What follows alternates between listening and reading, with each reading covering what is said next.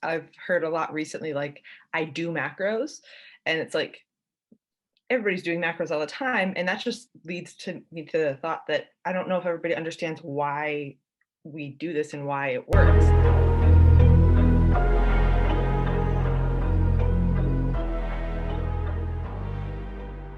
Welcome back to the Team LocaFit Roundtable. I'm your host, Lauren Conlon. Each week, we share the evidence-based practices and communication-driven strategies we use with our clients to give you the tools that you need to be successful for life.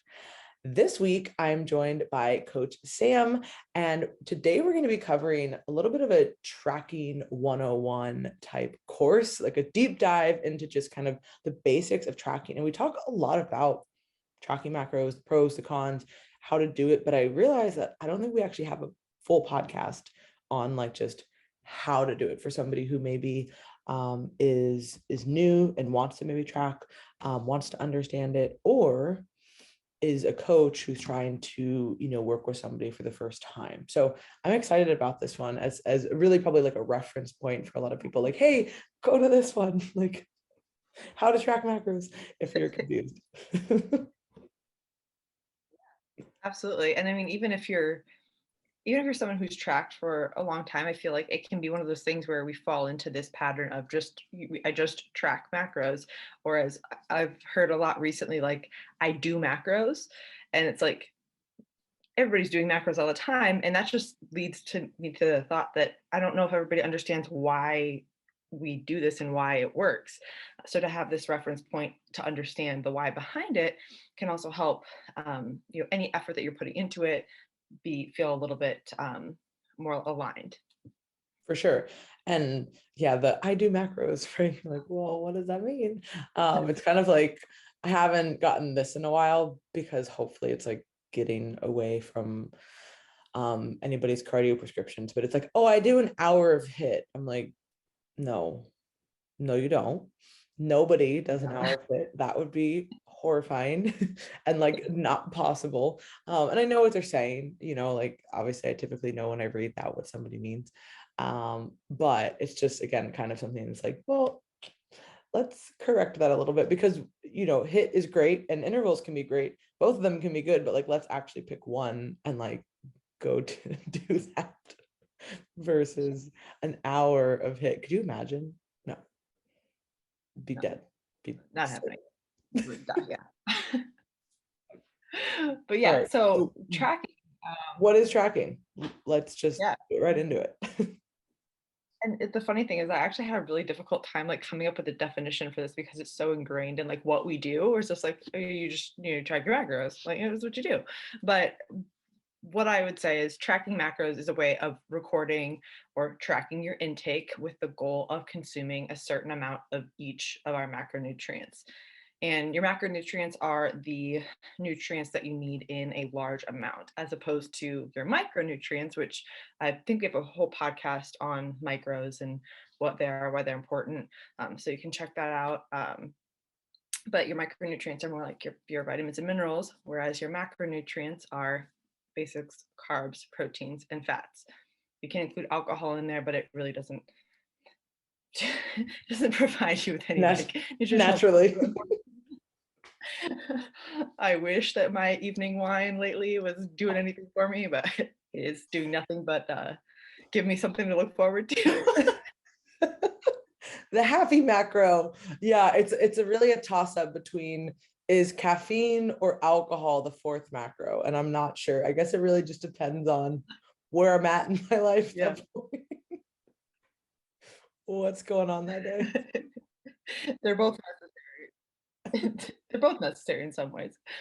But the three that we mainly track are carbs, proteins, and fats. And why we like this style of tracking, or this style of dieting, and by dieting I mean type of eating, is it helps you be aware of what you're eating and teaches that food education of what is in the foods that you're consuming. It also allows you to be a lot more flexible than if you were doing like just a strict meal plan with no understanding of what you're eating. You can like track macros with a meal plan.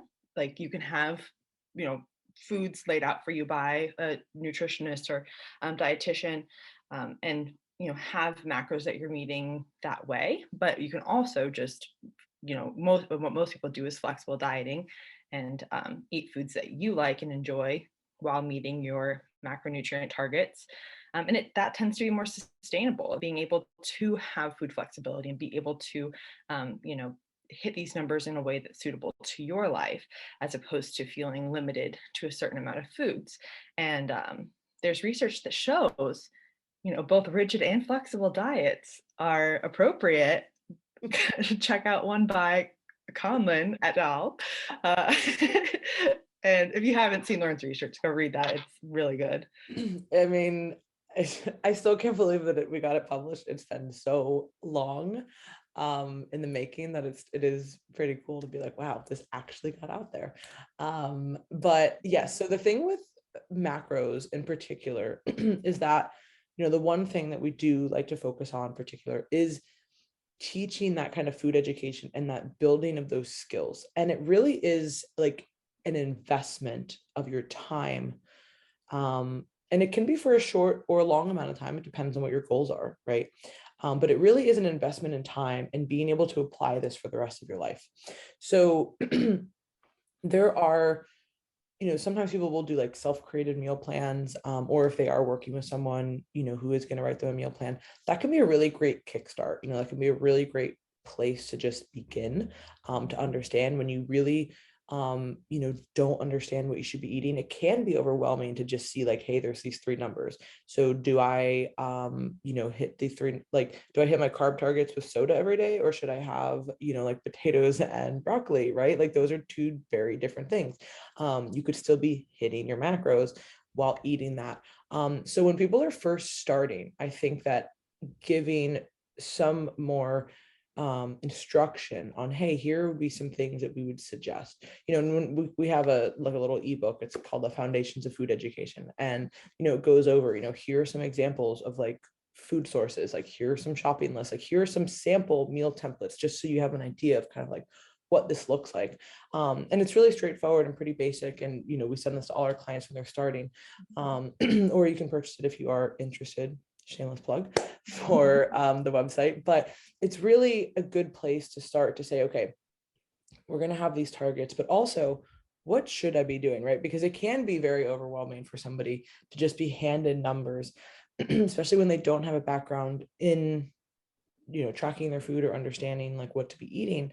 But ultimately, once you've gotten through that period, sorry, I'm like trying to clear my throat without sounding awful. It's like, you're putting that investment in time, and then you're going to be able to use that for the rest of your life. If big, like asterisk, if you use it as a tool. And we actually are going to get to the whole second podcast is going to be on like tracking misconceptions. And I think that that'll be really fun to dive into some of the issues that we do see with tracking, which is something that we obviously work a lot with clients, because they see it as kind of like, maybe that's more to like, I'm doing macros. Like, so that means when you're not doing macros, what are you doing? Are you just completely going off the reservation with like what you're eating?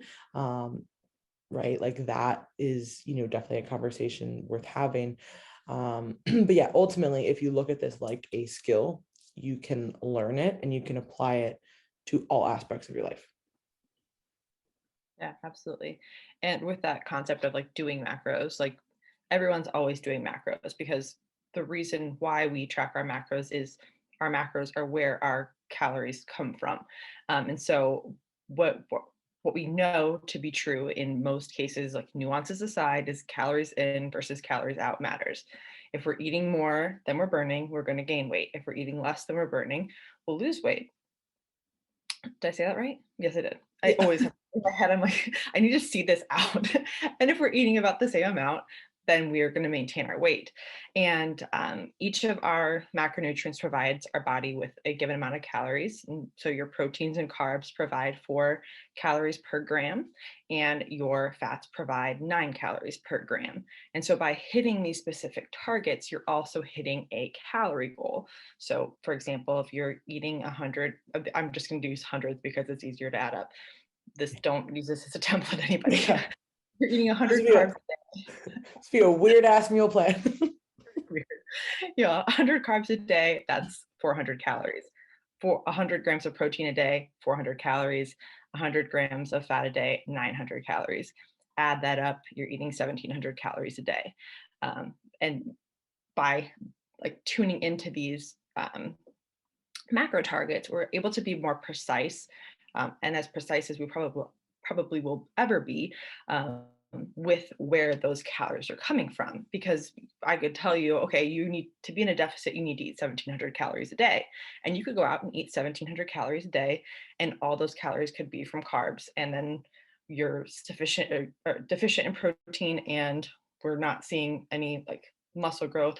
We're seeing muscle loss, things like that, because each macronutrient plays an important role in your body. And in order to optimize the way our bodies function, our health overall, our performance, recovery, any specific like physique goals that you have, being able to be precise with these macros can be very beneficial in achieving those goals, as opposed to just, again, hitting that calorie target with no idea of where those calories are coming from. Yeah, and we can get into it a little bit, which we're going to get to next, but that is where, when Sam said like the nuance, right? So like calories in, calories out is king. Mhm. But like that next bracket is, where is that food coming from? And that really is the point of tracking, right? Because a lot of times you'll hear people say, oh, I should be eating this many calories to lose weight. Well, if you're eating, again, 1,700 calories of just carbs and fats, that's going to look very different than a high protein diet on 1,700 calories. So not only is it going to look different meal composition wise, you are going to look and feel a lot different as well. And we're not just trying to lose weight. Most people need to lose body fat and or build muscle. Typically they don't happen at the same time, but just as a general body recomposition, you're going to want to have more muscle mass than you probably have. Now, of course, there's going to be exceptions, but for most people, they're going to want to build that up and then lose body fat and not just strip away the only lean tissue that they have. So having protein is really important, and not just, and that's where that precision comes from. Now, when we say precision and tracking macros, of course, the context does matter. If you are just starting out, and you have, you're a lifestyle client, or you're somebody who's coaching lifestyle clients, and this is like a very, very novice person, is it absolutely necessary for them to like, okay, it's 100 grams, it's not 102 grams, it's 100 grams, and if you didn't do that, you are failing your plan? No. No. And I wouldn't even say for that example like 102 for a competitor, but the more extreme your goal, the more dialed in you need to be. And that is really where this does shine. And when people say, what's the best way to diet? I don't know if there's a best way to diet, but certainly the most precise way is to track, because you're eliminating the other variables and you know exactly what you're consuming. Now, like what foods you get and all those different things, like that's the whole different conversation. But the most precise way to track, to eat, would be to track. So how do we start by doing that, right? Like, okay, yeah, tracking macro sounds cool, but like somebody's just starting, or like they're coming to us, and they're like, well, what do I do? Mhm. I would say anybody who wants to start tracking should start by just tracking your intake, with no targets in mind, with no calorie goal in mind. Just track your intake so that you can first learn how to track. You can understand how much you're eating on a daily basis, and then where that food is coming from. So, how many carbs you're eating a day, how many protein, fat are you eating a day? But then also, where are those macros coming from? Let's say you find yourself eating like I have trail mix behind me, so like a ton of trail mix, and you find that like, oh, my trail mix is really high in carbs and fats and not as much protein as I thought. It helps you to see those trends so that you can understand a little bit more of that food education, what is in the foods that you're eating. And then as you get more familiar with how to track and where that food is coming from, that's when we can start setting targets. and I believe we talked about this in our coaching podcast, like how to help people who aren't understanding tracking, is to start with one macro at a time, as opposed to like diving all in into tracking all three macros. But in order to hit those targets, we have to set our targets.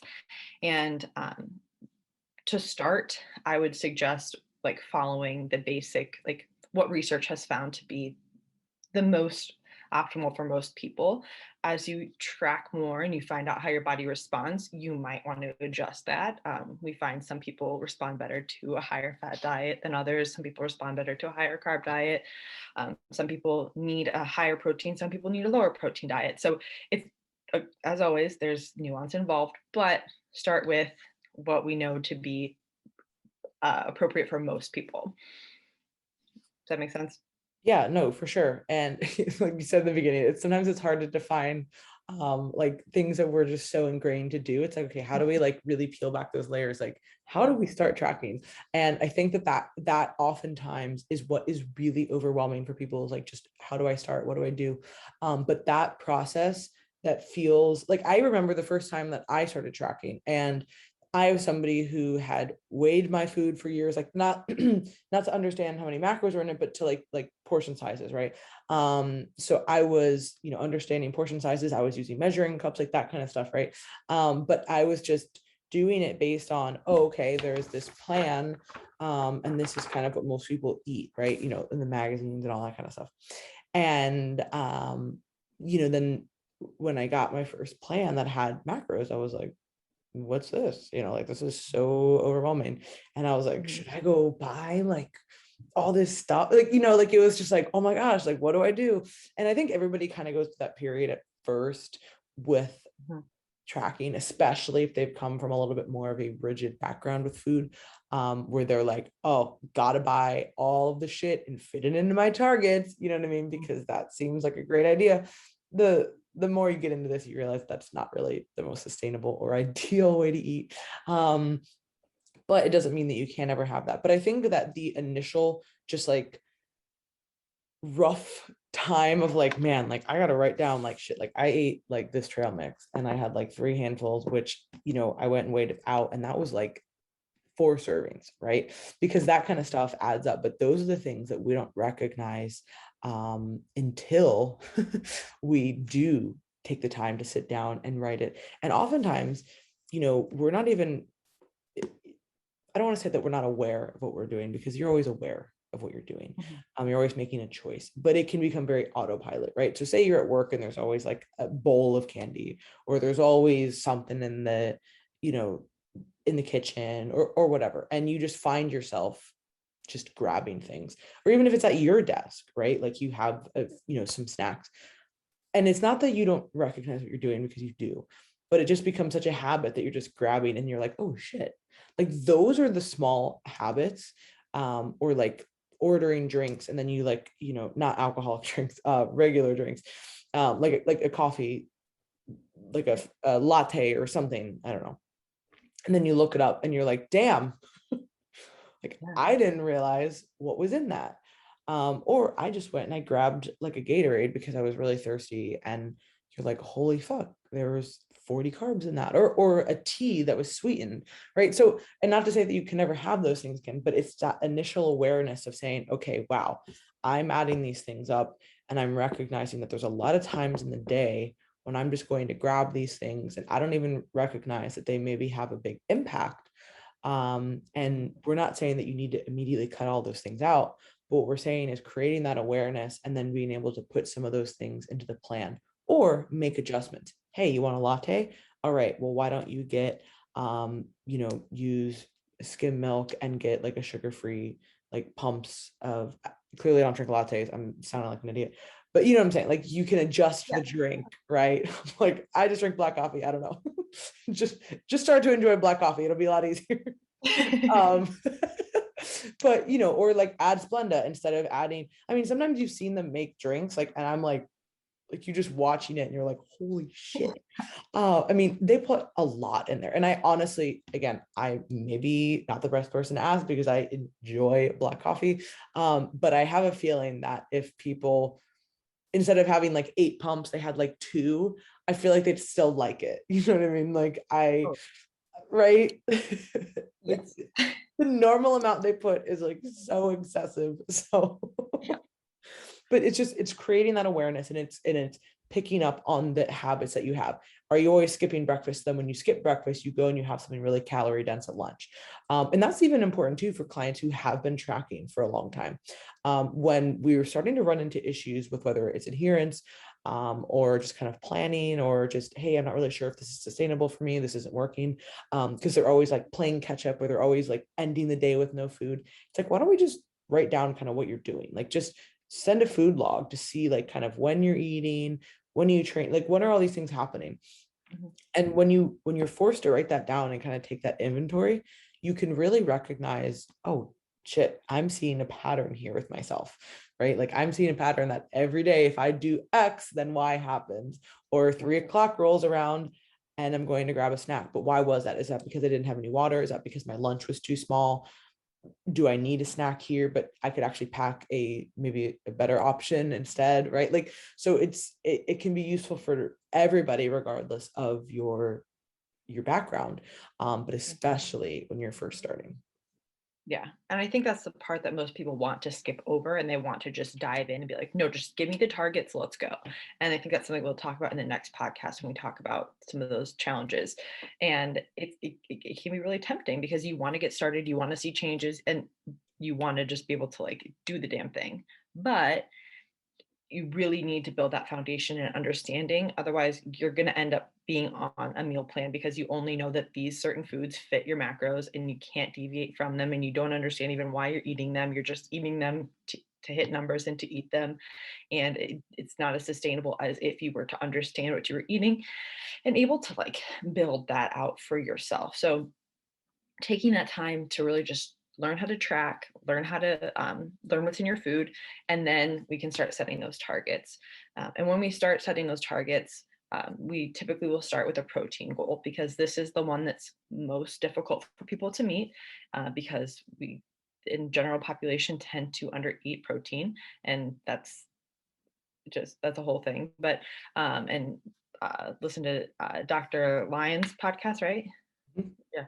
So with you, those are fantastic on protein and muscle medicine as opposed to just like weight loss. But when we talk about that protein goal, most people are under eating protein. And so to start off at the requirements that we would like is typically a stretch. So I would say start off with just a protein goal that's a little higher than what you're eating now, with the goal of working your way up to 1.6 to 2.2 grams per kilogram of body weight. So that's a whole equation. So if we're talking pounds, divide that by 2.2, and So then around a gram. about around a gram per gram of body weight. Exactly. So if Yep. you're, I would always say that there's ranges below and above that. And Mhm. I've used both for clients. But I would say that as a general umbrella, like that's one thing Mhm. that I feel pretty confident about. Like if you can get close to a gram per pound, you're going to be doing pretty good. Now, there are, of course, exceptions for different body types, and different body weights. But I would say that for most people, it can be a good place to try and aim.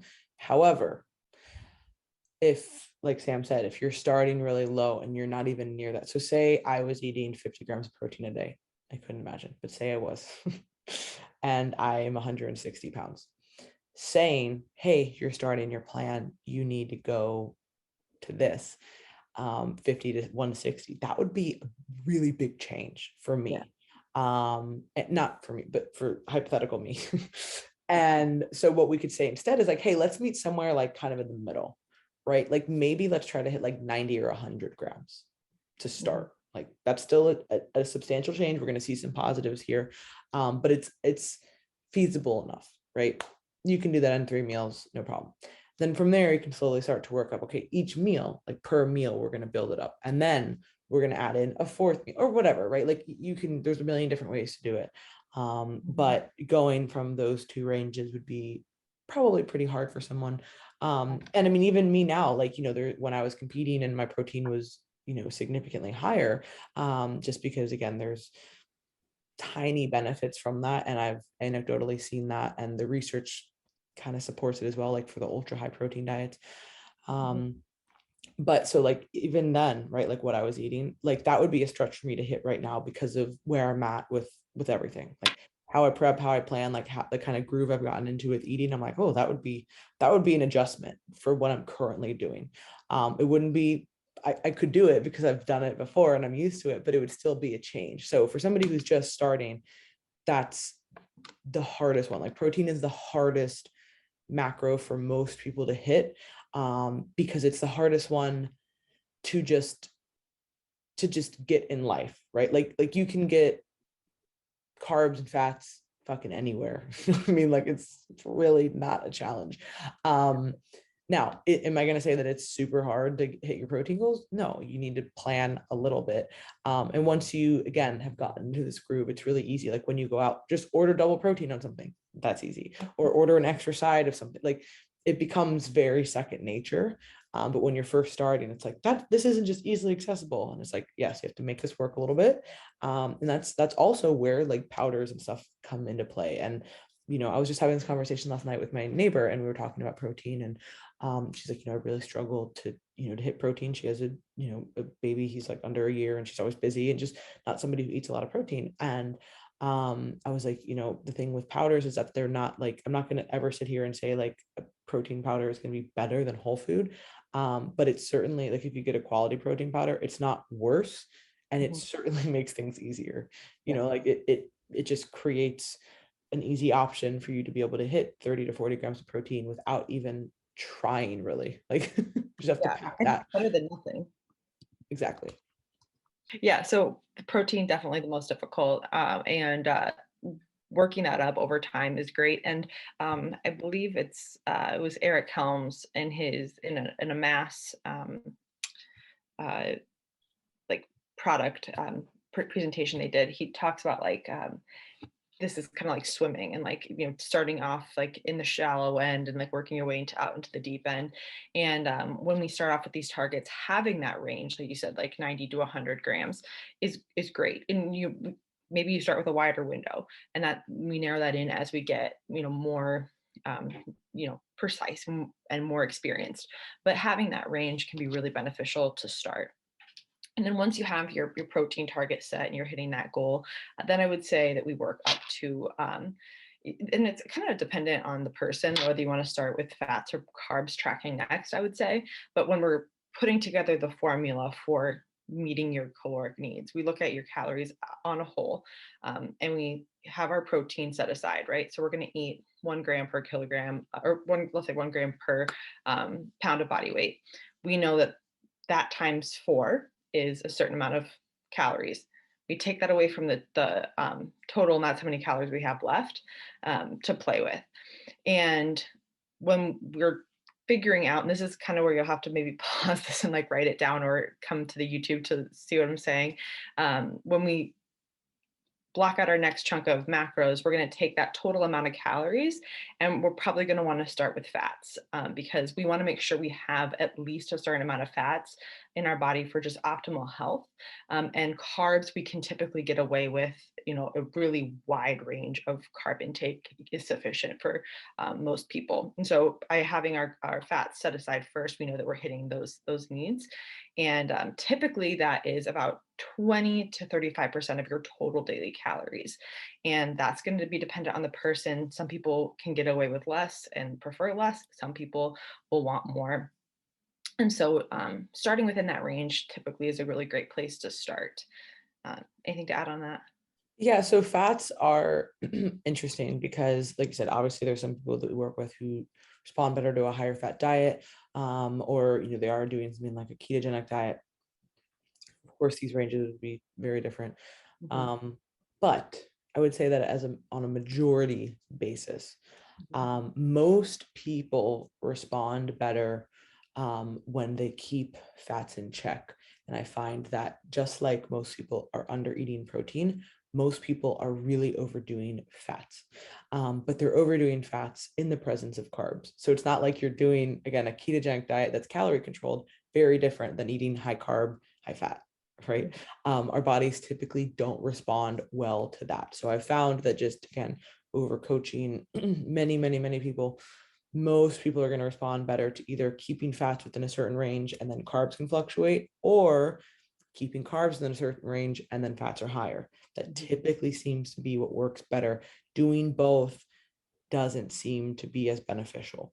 And I would say that a lot of people, especially if they are eating out or they are just kind of not really prepping their own food and they're kind of just using maybe pre-made type stuff, or just the choices that they're getting quickly, those are going to be higher fat, and you don't even really recognize it, and the reason is like fats taste good, like people, everybody thinks that like, oh, I'm just got to cut carbs out, and it's like when you're saying you're cutting carbs out, you're really cutting out carbs and fats, because most people aren't just like, I'm crushing apples every day, I have 500 apples.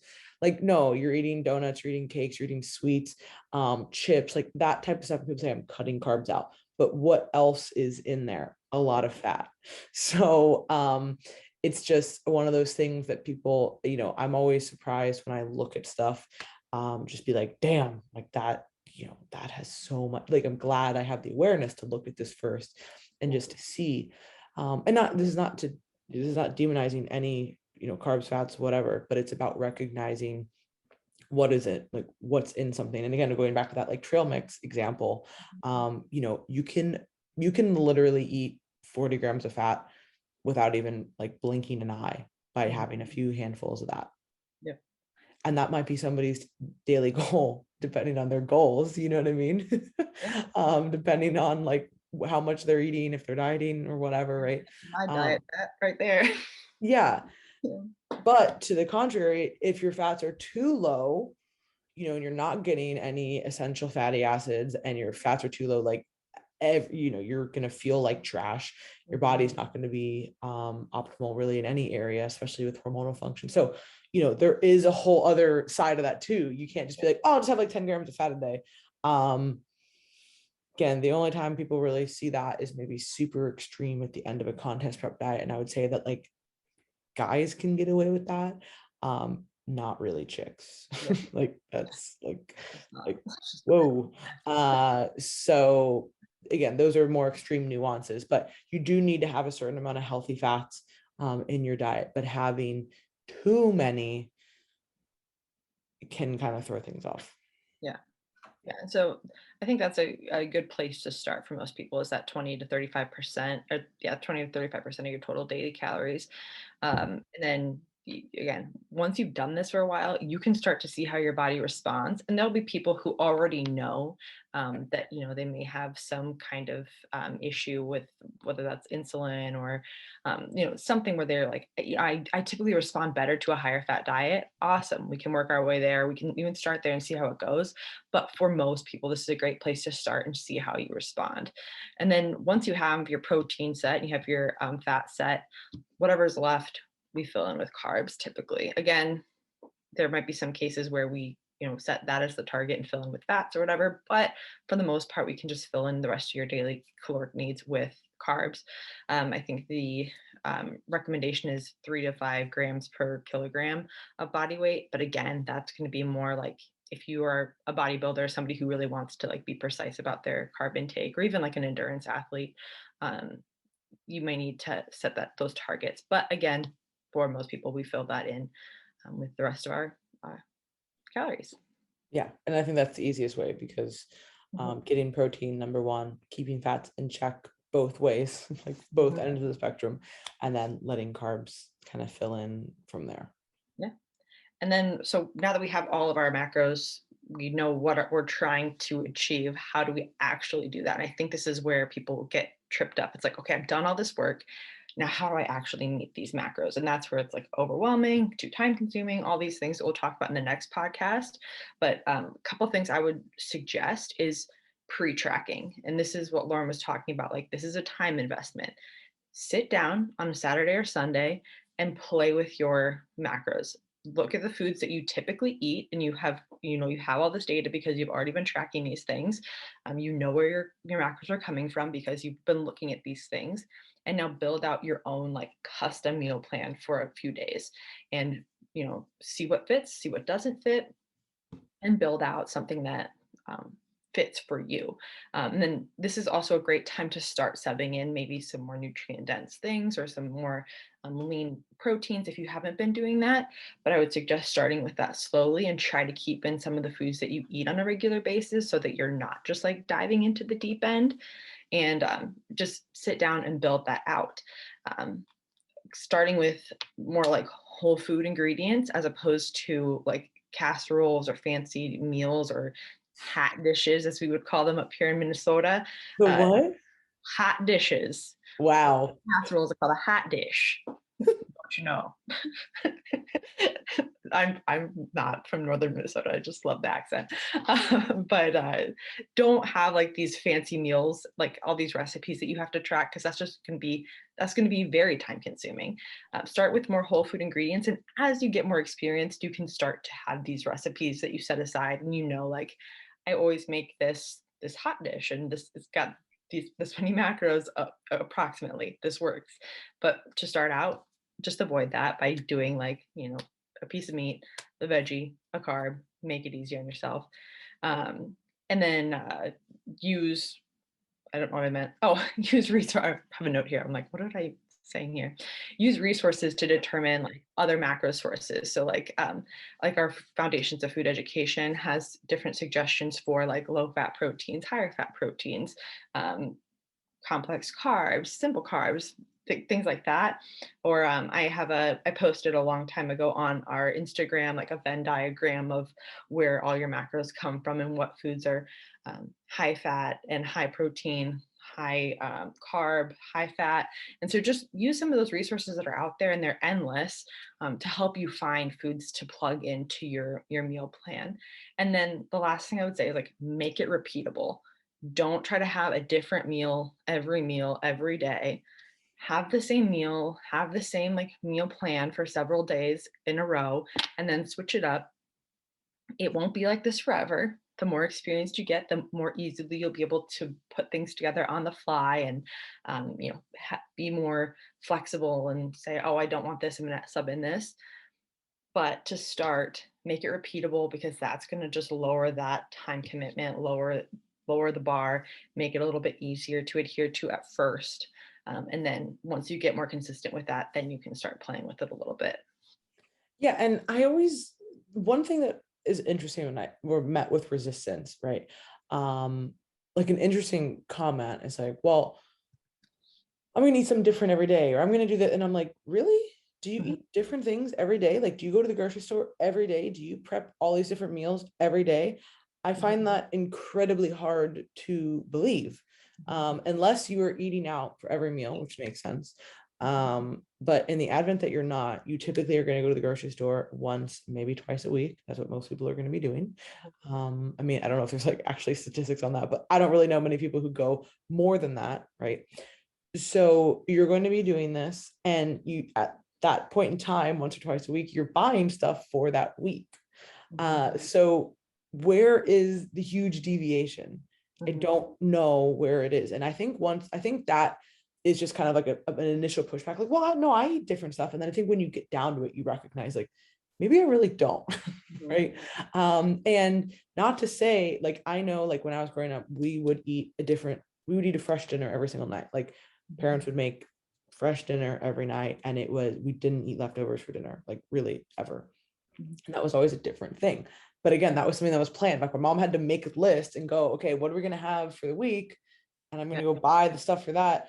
And then the other stuff, breakfasts and lunches, like those were the consistent things that we just kind of had. So I think that a lot of times we make it more complicated than it really needs to be. And thinking for most people, if like following that scenario, like, okay, the first few meals of my day, like I'm going to be pretty consistent here.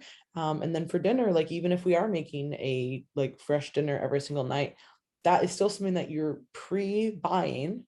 And you're going to be able to plan, you're going to be able to make, or if you're eating out, for dinner, that's still something that you can plan. Okay, Like, let me look at the plate and let me make the best choices here. Now, like Sam said, that gets a lot easier the more that you do it. I can pretty much go anywhere now and make a better choice, or I choose not to, right? Like there's also that choice. But for the most part, you can go into something and go, okay, how do I get the most protein, the lowest amount of X, Y, like, nutrients here, get some fiber. But that comes with time. So I would say to make it easier to start, planning out, okay, what am I buying for the week? What can I create from this? What's going to be consistent on a daily basis? What's going to be changing? And it just makes life easier too. Like people are like, we're all busy, like, and it changing your food like constantly can also be really overwhelming in general. And that might just make it might make eating just in general harder on you than it needs to be, like just, hey, have some consistency, like have the same thing. And now don't eat the same thing every single week. That's not good either for a bunch of reasons, right? Like that's not good for your gut health. That's not good for, like variability, like just all these things. But within the week, you can eat the same thing. Like, Yeah. And it makes it, like you said, it makes prepping a lot easier. It makes like the whole situation a lot easier, and you can think more things in bulk and just have things ready to build things out. And we talked about this on previous podcasts too. You don't have to like make every meal ahead of time, but just having the ingredients ready to go can be really helpful to build meals out as you go throughout the week. But having just that pre-tracked meal plan, that you've created for yourself is like the number one thing I would suggest. And I think it's a huge hang up. Again, we'll talk about it on the next podcast, is thinking that I can just, I'll just eat as I go and fill in my macros as I go. And if you're not experienced, odds of you actually hitting any targets are going to be very slim to none. So plan ahead, keep it repeatable, keep it simple. As my dad would say, keep it simple, stupid. Loving father, I promise, but he always used to say that, like, don't overthink it. And you'll get there eventually, just with a lot of repetition and consistency and awareness throughout the process. for sure. And this, like we said in the beginning, this is an investment in your time, and this will be able to help you forever if you actually go into it with this open mind and are actually trying to learn. Because every time somebody writes you a meal plan, or every time you follow a new protocol, or whatever, like what's that popular one, Whole30, or this or that, like all these things, right? Those can be really useful and they can be a really great kickstart. But afterwards, if you are left with going, okay, this is what I was eating, now I was on, and now I'm off back to doing what I was doing before, that's not useful. Whereas this is going to be able to teach you how to navigate things a lot better. But as always, there's definitely some misconceptions. So that'll be what our next podcast focuses on. So that'll come out on Wednesday. So as always, if you guys found value in the show, please share and subscribe to our YouTube channel and to the podcast. This really helps us grow the show and continue our mission to educate more people in the industry. And also be sure to check out our website, teamlocofit.com. We mentioned that book, Foundations of Food Education. We also have a ton of free resources on there with articles, as well as on our team Instagram. And if you want to send us an email or apply for coaching, you can do that on there as well. So thank you guys for watching or listening, and we will talk to you Wednesday. Bye.